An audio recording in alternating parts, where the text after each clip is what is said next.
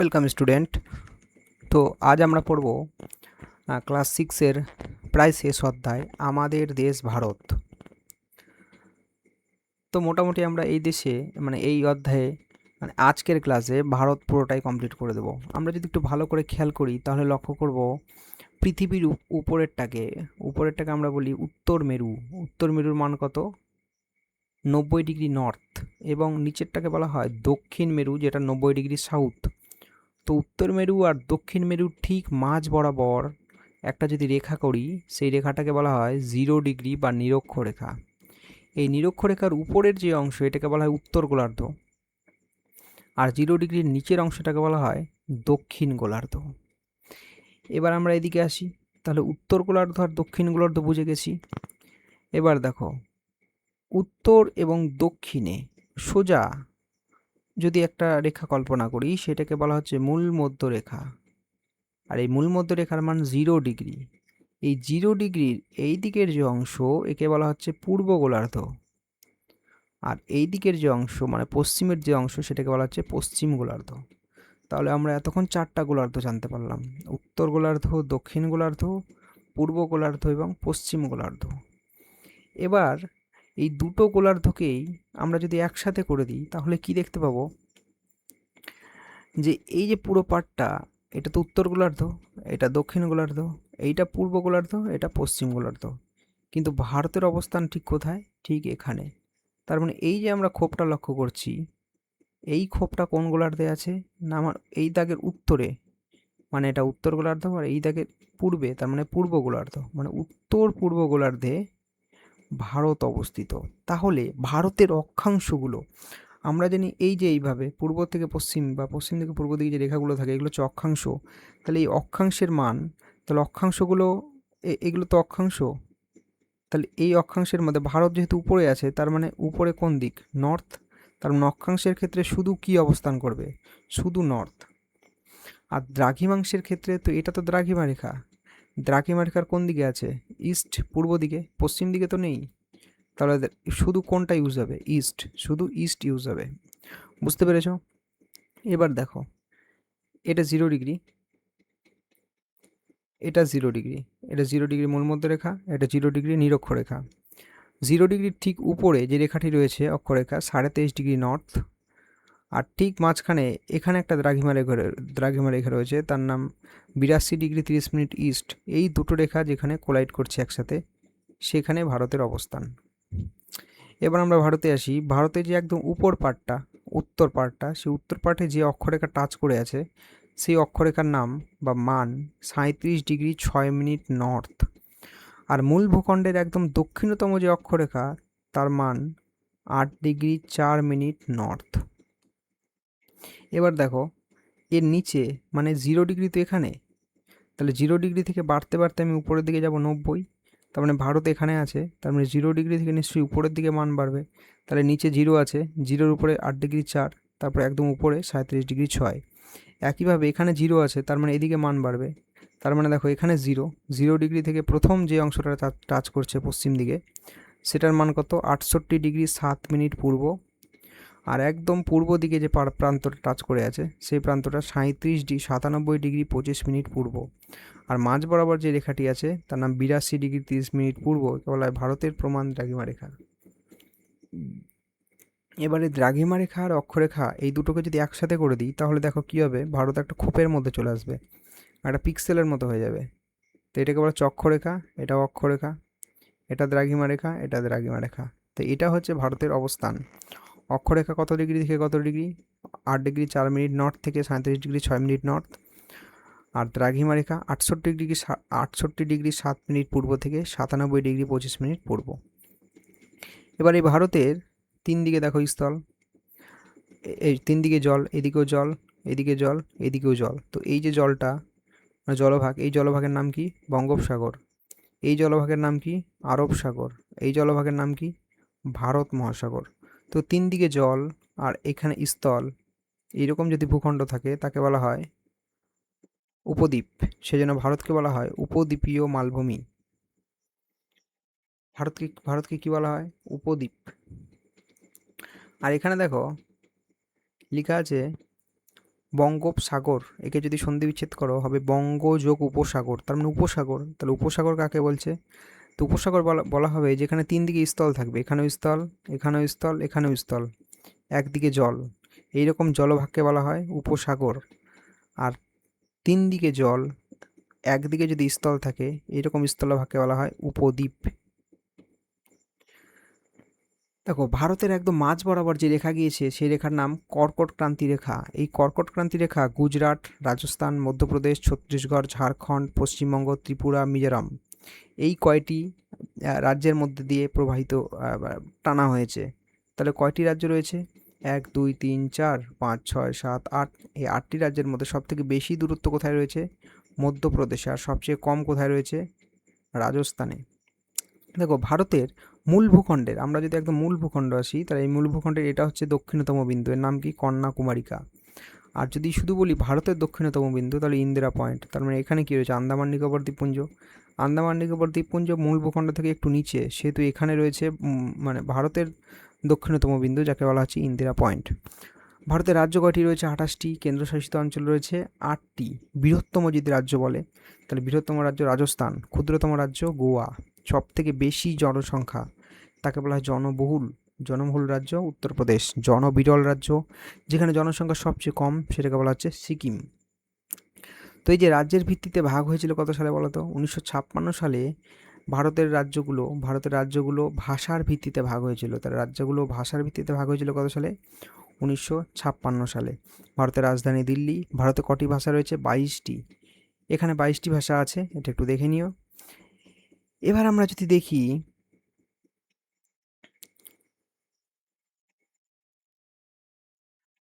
দেখো ভারতের প্রতিবেশী দেশগুলো যদি দেখি, তাহলে প্রতিবেশী দেশের মধ্যে এটা রয়েছে আফগানিস্তান, এটা পাকিস্তান, চীন, নেপাল, ভুটান, মায়ানমার, বাংলাদেশ। এতগুলো প্রতিবেশী দেশের মধ্যে সবচেয়ে বড় দেশ চীন, সবচেয়ে ছোট দেশ, সবচেয়ে ছোট মানে যদি বলে সবচেয়ে ছোট দেশ, তাহলে কী হবে? ভুটান। এমন দুটি প্রতিবেশী দেশ যেটি চারিদিক দিয়ে ভারত দ্বারা ঘেরা রয়েছে, নেপাল, ভুটান। সব থেকে কোন প্রতিবেশী দেশ বেশি বাউন্ডারি শেয়ার করে রয়েছে? বাংলাদেশ। এই প্রশ্নগুলো আসতে পারে।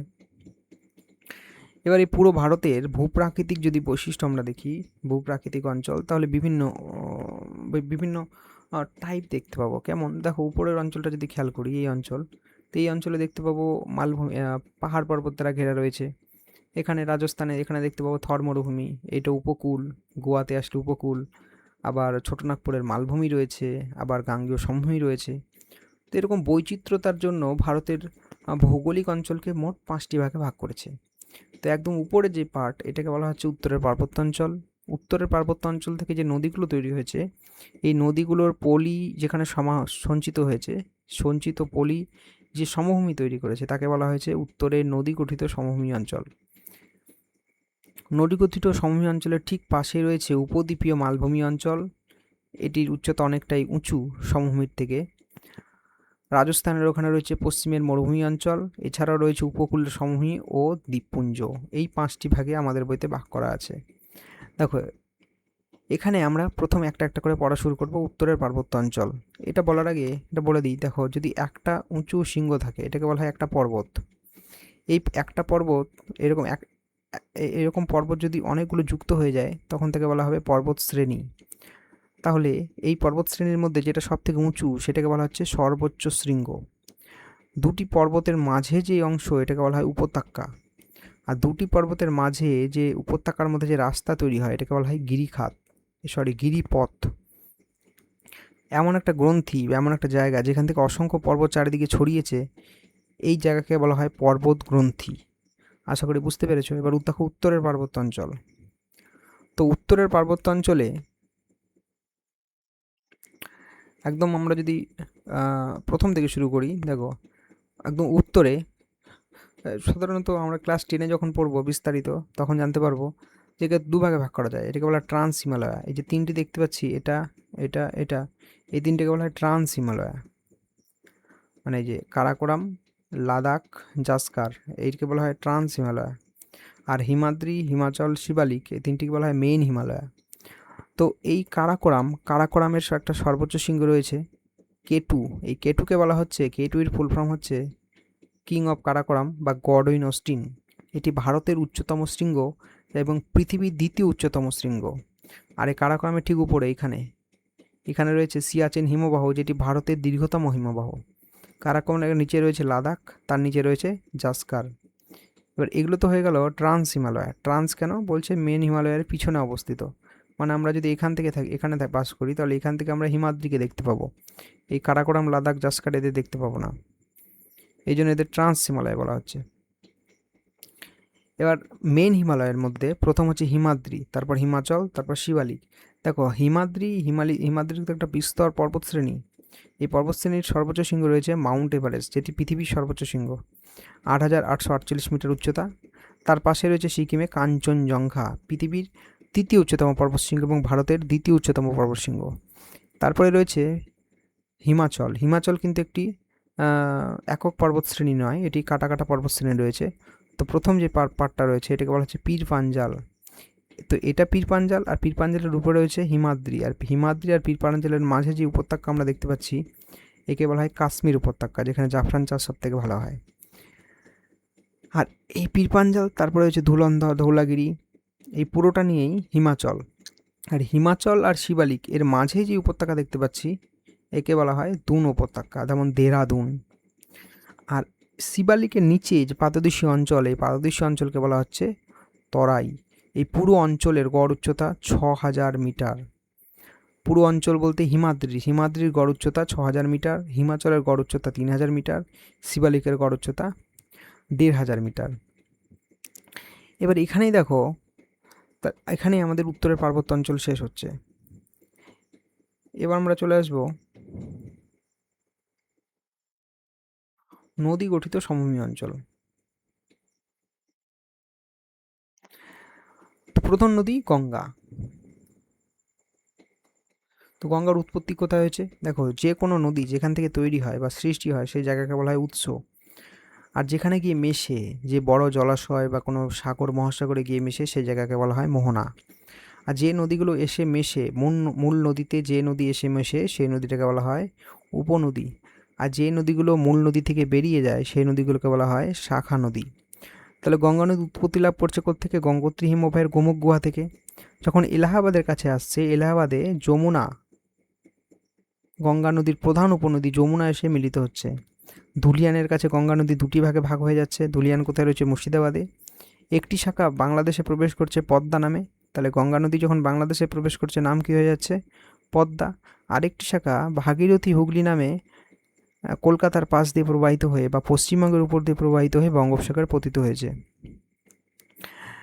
তারপরে নদী রয়েছে ব্রহ্মপুত্র। দেখো, ব্রহ্মপুত্র নদী উৎপত্তি হয়েছে তিব্বতের মানস সরোবরের কাছে চেমায়ুংদুং হিমবাহ থেকে। এটি কিন্তু প্রথমে তিব্বতে প্রবাহিত হচ্ছে। তো তিব্বতে যখন প্রবাহিত হচ্ছে, ব্রহ্মপুত্র নদীর নাম হচ্ছে সাংপো।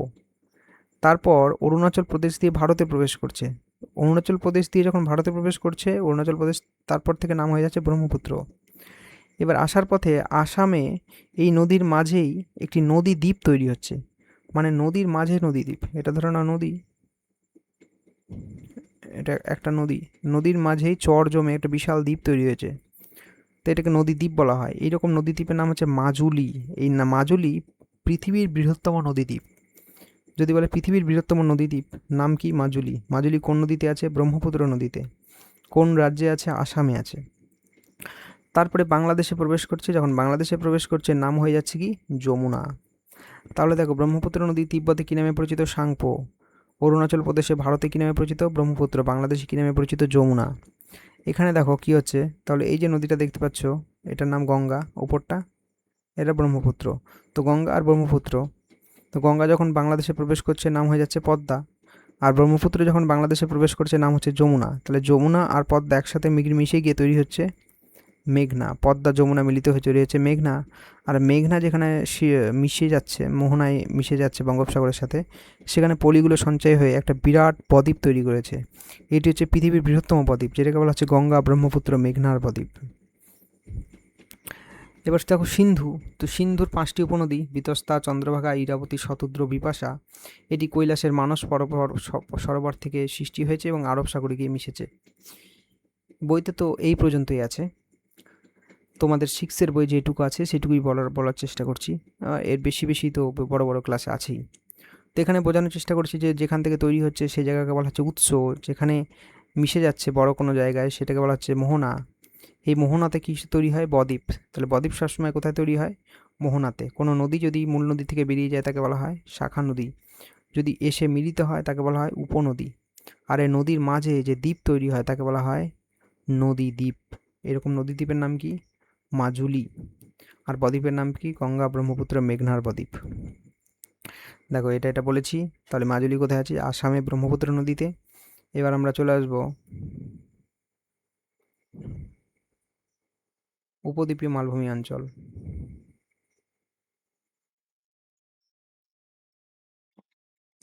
দেখো উপদ্বীপ কাকে বলা হচ্ছে? বলা হচ্ছে যে দ্বীপের 3 দিকে জল থাকে, এদিকেও জল, এদিকেও জল, এদিকেও জল, সেই দ্বীপটাকে বলা হয় উপদ্বীপ। তাহলে ভারতীয় একটি কি? উপদ্বীপ, উপদ্বীপীয় ভারত। কিন্তু এই অঞ্চলটা মালভূমি, সেজন্য বলা হচ্ছে উপদ্বীপীয় মালভূমি। তো উপদ্বীপীয় মালভূমি দেখো চারিদিক দিয়ে পর্বত দ্বারা ঘেরা। আমরা যদি এখানে দেখি, এই যে পর্বত, এটাকে বলা হচ্ছে সাতপুরা পর্বত। সাতপুরা পর্বতের নিচে রয়েছে অজন্তা। অজন্তার সাতপুরার মাঝে যে নদী প্রবাহিত হয় তাকে বলা হচ্ছে তাপি নদী। আর সাতপুরার উপরে একটা নদী প্রবাহিত হচ্ছে, এদের বলা হচ্ছে নর্মদা নদী। নর্মদার তাপি এগুলো কিন্তু দেখো পশ্চিম বাহিনী নদী, মানে এরা পশ্চিম দিকে প্রবাহিত হয়েছে। আর মিশেছে কোথায়? এখানে কোন সাগর রয়েছে? আরব সাগর।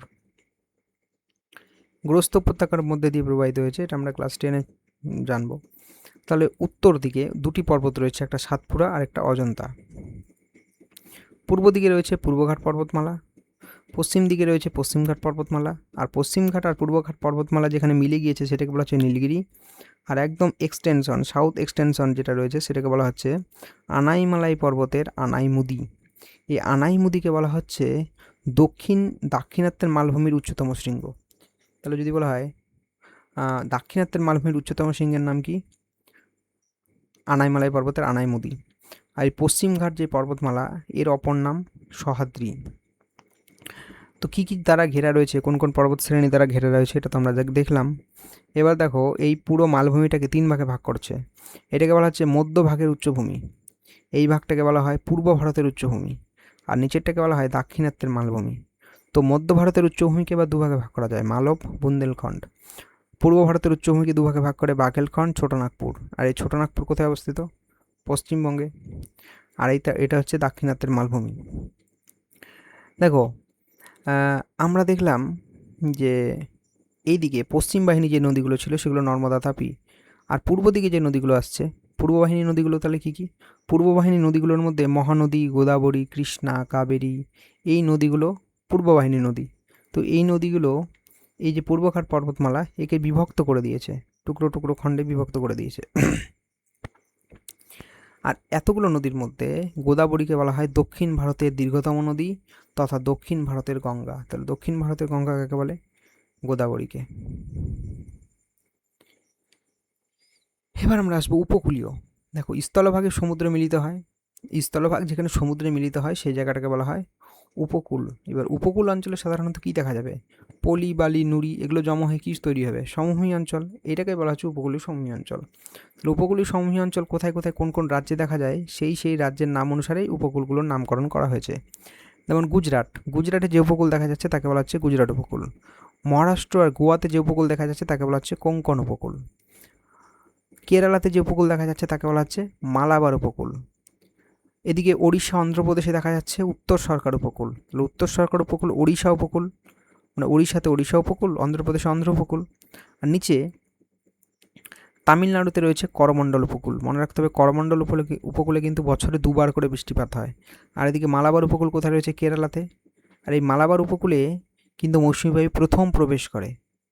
এবার দেখো এখান থেকে সরে গিয়ে আরেকটা কনসেপ্ট বলি, যে এটা কি দেখতে পাচ্ছি যে সমুদ্রের জল এখানে প্রবেশ করছে, তার মানে এমন একটা হ্রদ। প্রথমত এটা দেখো যেটা সমুদ্র থেকে দূরে গিয়ে সমুদ্রের জল প্রবেশ করতে পারবে না, চারিদিকে স্থলভাগ দ্বারা ঘেরা, এমন একটা জলভাগকে বলা হচ্ছে হ্রদ। কিন্তু এই হ্রদের যদি একদিক খোলা থাকে তাহলে সমুদ্রের জল প্রবেশ করবে আর জলটা লবণাক্ত হবে, সেটাকে বলা হবে উপহ্রদ। এরকম উপহ্রদ যদি এই মালাবার উপকূলে থাকে, সেই মালাবার উপকূলের উপহ্রদগুলিকে আমরা কি বলি? কয়াল। এরকম বৃহত্তম কয়ালের নাম কি? ভেম্বানাথ কয়াল। এবার দেখো লাস্ট দ্বীপপুঞ্জ। তো আন্দামান নিকোবর দ্বীপপুঞ্জ রয়েছে, একটা লাক্ষাদ্বীপ দ্বীপপুঞ্জ রয়েছে। তো লাক্ষাদ্বীপ দ্বীপপুঞ্জ কী দ্বারা তৈরি? প্রবাল দ্বীপ দ্বারা তৈরি। আর লাক্ষাদ্বীপে কটি দ্বীপ রয়েছে? 25টি। আর আন্দামান নিকোবর দ্বীপপুঞ্জে কটি দ্বীপ রয়েছে? 265টি।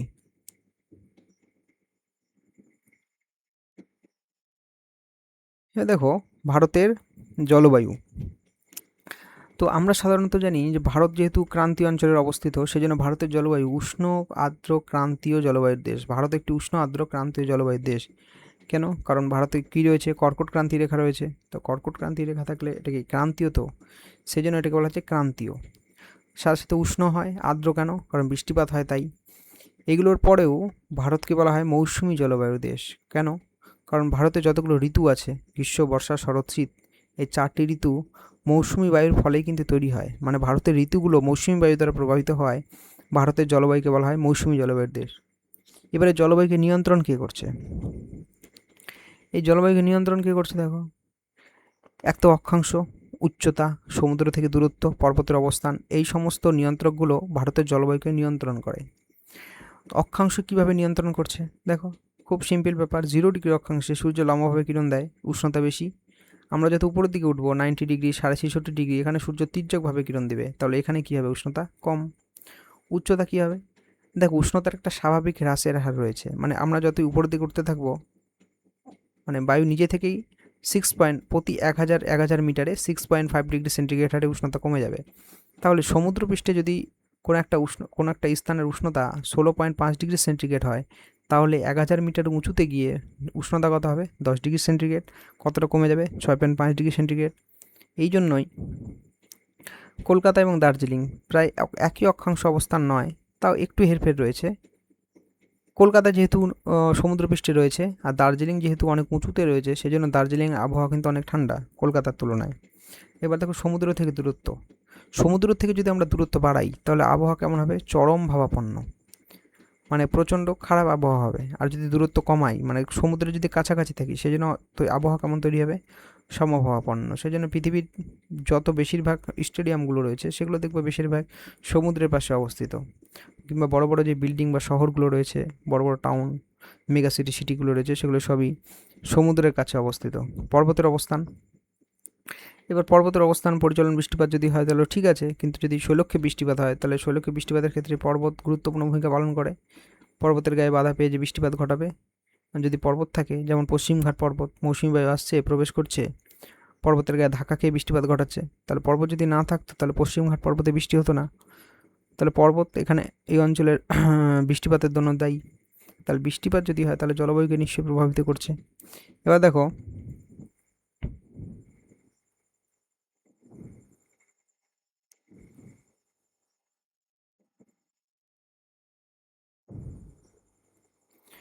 বলছে ভারতীয় জলবায়ুতে মৌসুমী বায়ু কীভাবে প্রভাব বিস্তার করছে।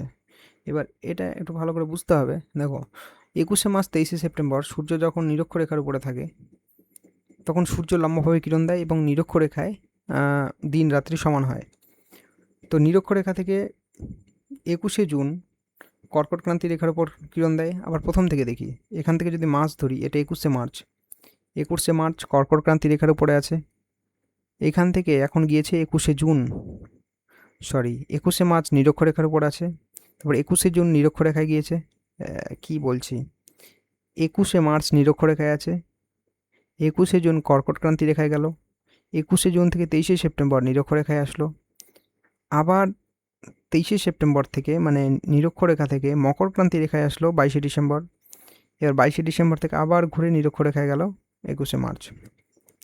তাহলে যে সার্কুলেশন, এটা কিন্তু সূর্য করছে না, পৃথিবী করছে। পৃথিবী যেহেতু 23.5 ডিগ্রি কোণে হেলে আছে, সেই জন্য এটা আপাত দৃষ্টিতে আমাদের মনে হচ্ছে যে সূর্য প্রদক্ষিণ করছে। অ্যাকচুয়ালি সূর্য করছে না, পৃথিবীই করছে। এবার এখানে দেখো ব্যাপারটা কি। তো সূর্য যখন এখানে থাকছে,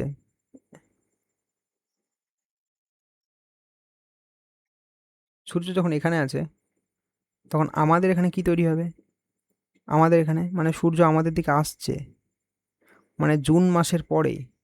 তাহলে মার্চ থেকে শুরু করে মে পর্যন্ত, তাহলে মার্চ থেকে শুরু করে মে পর্যন্ত সূর্য আমাদের দিকে আসছে। সেই সময়টাকে বলা হচ্ছে গরমকাল।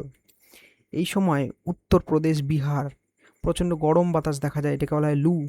আর এই তাপপ্রবাহ এবং ধূলিঝড় যদি একসাথে হয়, তাহলে পশ্চিম ভারতে একে বলা হয় আঁধি। আর পশ্চিমবঙ্গে এই সময় দেখা যায় কালবৈশাখী। তাহলে কালবৈশাখী কোন সময় দেখা যাচ্ছে? গরমকালে, মার্চ থেকে মে মাসে। মানে সূর্য এখনও কর্কট ক্রান্তি রেখার উপর লম্বভাবে কিরণ দেয়নি। এবার দেখো, যখন জুন মাস পড়ে গেল, জুন থেকে সেপ্টেম্বর, মানে সূর্য এখন কর্কটক্রান্তি রেখা আছে, রেখা থেকে ফিরছে আবার নিরক্ষরেখার দিকে, সেই সময়টাকে বলা হচ্ছে বর্ষাকাল। তখন মৌসুমি বায়ু ভারতে প্রবেশ করে যায়, মৌসুমি বায়ুর আগমন ঘটে।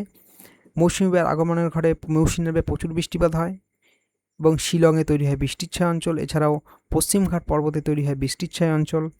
আর এটি প্রবেশ করছে কত? First week of June. প্রথম কোথায়? মালাবার উপকূলে।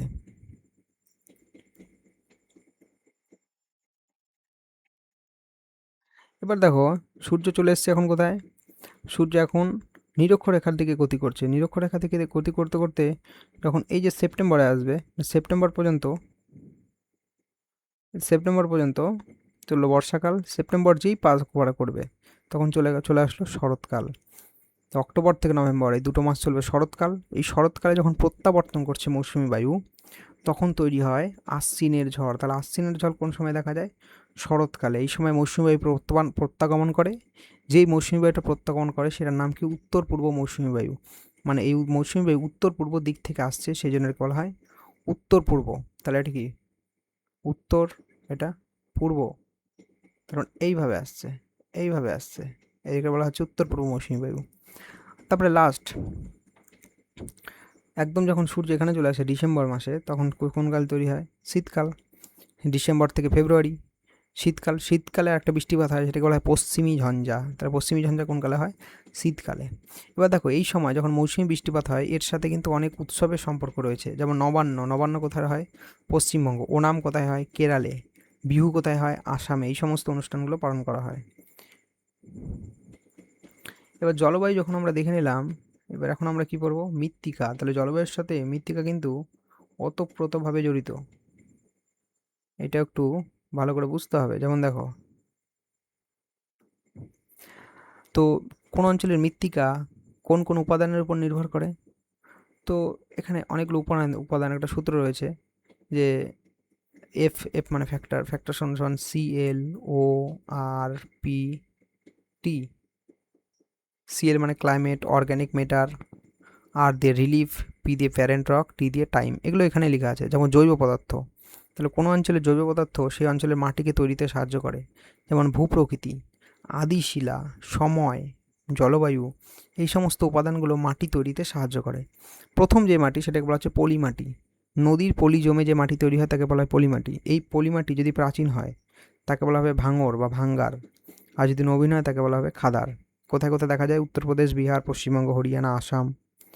কালো কালো মাটি কী থেকে তৈরি হয়? ব্যাসাল্ট শিলা থেকে। এর জলধারণ ক্ষমতা অনেক বেশি হয় এবং বেশ উর্বর হয়। এখানে আখ, চীনাবাদাম, তুলা এগুলো চাষ করা হয়। গুজরাট, মহারাষ্ট্র, মধ্যপ্রদেশ এগুলো জায়গায় কালো মাটি দেখা যায়। যদি বলে কালো মাটি সবথেকে বেশি কোন রাজ্যে দেখা যায়? গুজরাটে। লাল মাটি, দেখো রূপান্তরিত শিলা থেকে লাল মাটি তৈরি হয়। এতে লোহার পরিমাণ বেশি থাকায় একে লাল মাটি। লোহার পরিমাণ বেশি থাকায় এর রং লাল হয়। এতে তামাক, রাবি, ধান, ছোলা এগুলো চাষ করা হয়। মিডিল যে পার্টটা রয়েছে, ওড়িশা, ছত্তিশগড়, ঝাড়খণ্ড, অন্ধ্রপ্রদেশ, কর্ণাটক, তামিলনাড়ু, কেরালা, মণিপুর, মিজোরাম, ত্রিপুরা, নাগাল্যান্ড, অরুণাচল প্রদেশ, পশ্চিমবঙ্গের কিছু পশ্চিম অংশ, এই সমস্ত অঞ্চলে লাল মাটি দেখতে পাওয়া যায়। এবার দেখো, মরু অঞ্চল। তো মরু অঞ্চলের মাটি, ল্যাটেরাইট মাটি। ওই ল্যাটেরাইট মাটি কোথায় দেখা যাবে? অধিক বৃষ্টিপাতযুক্ত অঞ্চলে এবং অধিক উষ্ণতাযুক্ত অঞ্চলে। কী হবে? অধিক যখন বৃষ্টিপাত হবে তখন মাটির উপর থেকে সিলিকন, সিআল মানে কি? Silicon, aluminium. তো সিলিকন অপসারিত হয়ে যাবে, আর এই অ্যালুমিনিয়াম অক্সাইড যখন পড়ে থাকবে, এই অ্যালুমিনিয়াম অক্সাইড লোহ অক্সাইডে পরিণত হবে, যেটার রং হবে লাল টাইপের, সেটাকে বলা হচ্ছে ল্যাটেরাইট মাটি। এখানে চীনাবাদাম, জোয়ার, বাজরা ইত্যাদি তৈরি হয়। ছোটনাগপুর মালভূমি, পূর্বঘাট, পশ্চিমঘাট পর্বতমালা, মেঘালয় মালভূমিতে এই মাটি দেখতে পাওয়া যায়। মেরু অঞ্চলের মাটি কম বৃষ্টিপাতযুক্ত অঞ্চলে হয়, অধিক উষ্ণ।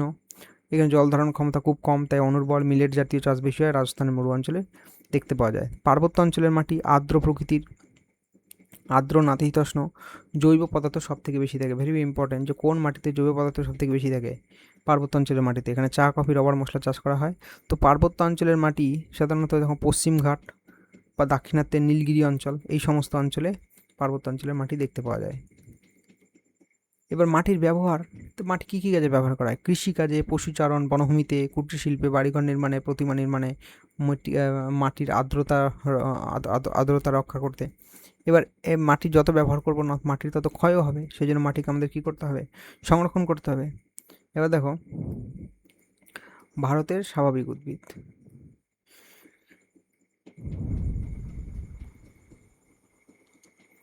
তো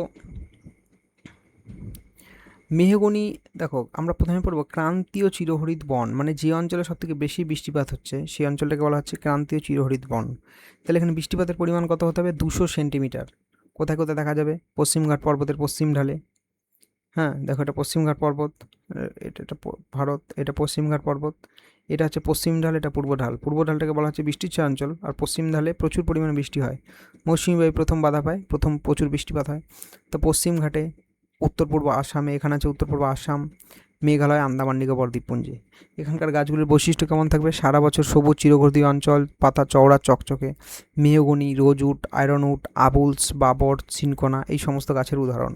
একটা গাছ দিয়ে দিবে, বলে বলো এটা কোন অরণ্যের গাছ। এবার দেখো,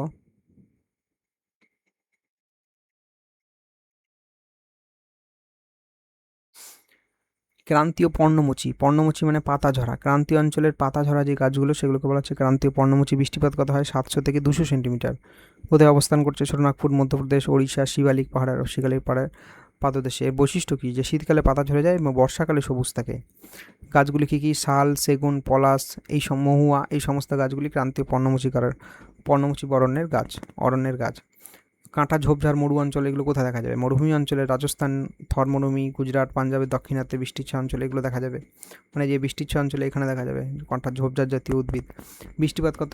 70 সেমির কম। বৈশিষ্ট্য কি? কাঁটা পাতায় রূপান্তরিত, পাতাগুলো কাঁটায় রূপান্তরিত হয়েছে অধিক বাষ্পমোচন রোধ করার জন্য। কাণ্ডগুলি মোটা হয় জল থাকার জন্য, খুব গভীরে যায়। কী কী? বাবলা, খেজুর, ফণিমনসা, আকন্দ, এই সমস্ত গাছগুলো রয়েছে কাঁটা জাতীয় গাছে। পার্বত্য অঞ্চলে কী গাছ রয়েছে? যেমন পার্বত্য অঞ্চলের উচ্চতা অনুযায়ী কিন্তু গাছের চরিত্র বদলায়, কারণ এটা ধরো পর্বত, তাহলে পর্বতে এখানে আবহাওয়া আলাদা, এখানে আবহাওয়া আলাদা, এখানে আবহাওয়া আলাদা। আবহাওয়া আলাদা হলেও কী হবে? গাছগুলো আলাদা হবে। অবস্থান কোথায়? হিমালয়, নীলগিরি, আনাইমালাই পর্বতে দেখা যায়। তো এখানে 1000 থেকে 2000 মিটারে ক্রান্তীয় চিরহরিৎ দেখা যায়। 1500 থেকে 3000 মিটারে নাতিশীতোষ্ণ সরলবর্গীয় অরণ্য দেখা যায়। 3500 মিটারের উপরে আলপীয় তৃণভূমি দেখা যায়। আর এই নাতিশীতোষ্ণ যে সরলবর্গীয়, এইগুলির মধ্যে যে পাইন, ফার, স্প্রু, রডোডেনড্রন, এটা পরীক্ষায় আসে যে রডোডেনড্রন গাছ কোন অঞ্চলের? পার্বত্য অঞ্চলের। এর কিন্তু নাতিশীতোষ্ণ সরলবর্গীয় মাথায় রাখতে হবে। ম্যানগ্রোভ, জোয়ার ভাটার বনভূমি, দেখো যেখানে লবণাক্ত জল প্রবেশ করবে। এবার বৈশিষ্ট্য কী হবে? লবণাক্ত জলে জন্মাবে। অবস্থানটাকে দেখে নিই, সুন্দরবন, পশ্চিমবঙ্গ।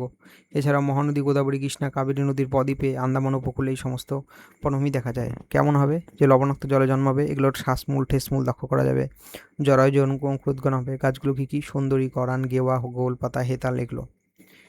এবার বিশ্ব অরণ্য দিবস কবে পালন করা হয়? 21শে মার্চ। তোমরা আশা করি সকলে জানো।